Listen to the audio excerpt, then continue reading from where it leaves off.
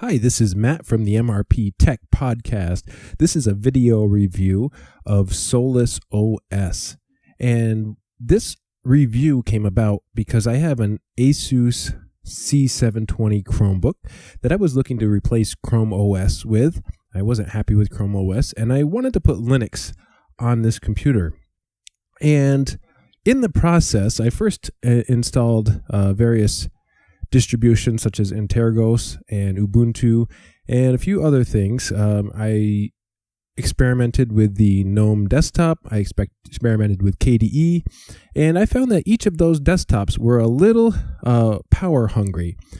And as I experimented, I found that Solus OS actually gave me the best resource availability than I have seen on any other distribution. Now, the resources here, you're going to see they're about 36% of my RAM is being used. That's just because of my video screen recorder.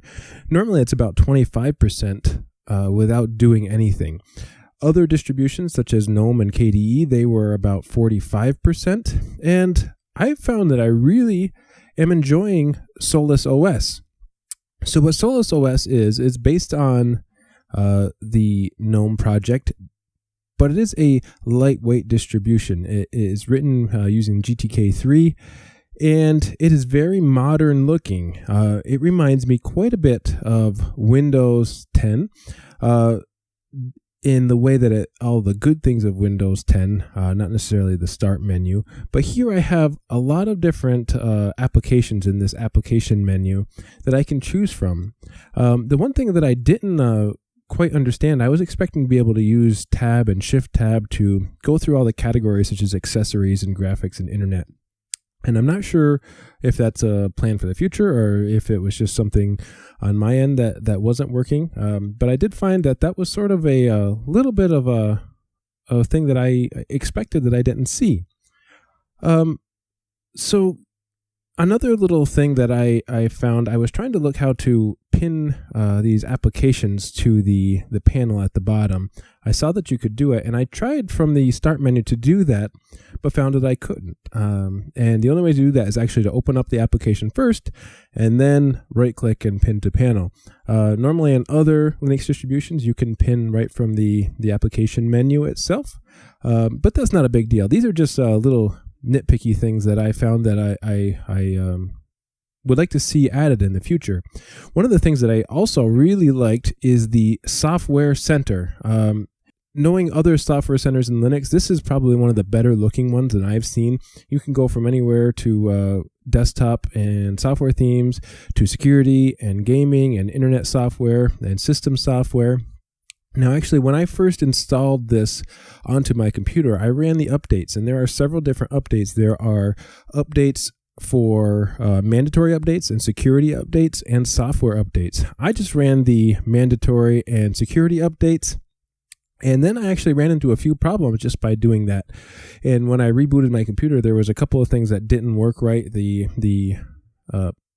things on the control panels and just the basic overall look didn't look right. But after running all the updates, everything seems to be working fine. You can go through here and you can look at your installed software and third-party software, such as the Chrome browser. And anytime you want to search for software, you just use the search bar right here, and it will bring up any software that is available to download for free. So Solus is a great project because all of that software is optimized to run with a Solus. And down here at the bottom, we've got things like Dropbox I have installed, and this whole notification bar, I really like this. Now you'll find that as soon as I open this Raven panel, that's what it's called, the Raven panel, there are all sorts of options. You have a calendar, these applets and notifications. You can control your volume.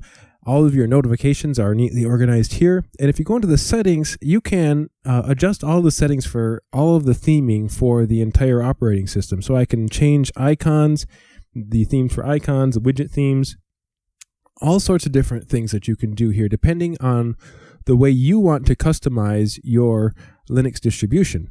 And this panel, the original default setting with the panel was actually set to the top like this. And I like that. However, when I want to turn the computer off, I have to hit the panel and move all the way down to the power off button. And by doing that, I found that if I move the panel all the way from the top down to the bottom, then it is going to be much easier and quicker to hit that power button from the bottom. Again, just moving in a small direction. And I found it easier moving to the settings. Right here, it's so much easier just to move around. And that's what I love about Linux, is there's so much freedom to customize things the way you want. Here in the settings menu, there are so many things that are organized very neatly. Everything looks nice and clean. And I really am starting to like this Linux distribution. I had never tried it before. I've heard a lot of different people talking about it. And I tried to give it a shot on my Chromebook because nothing else seemed to be working the way that I wanted it to. And by putting Solus on this, my Chromebook is now flying. It is super fast. And it is this operating system is very lightweight.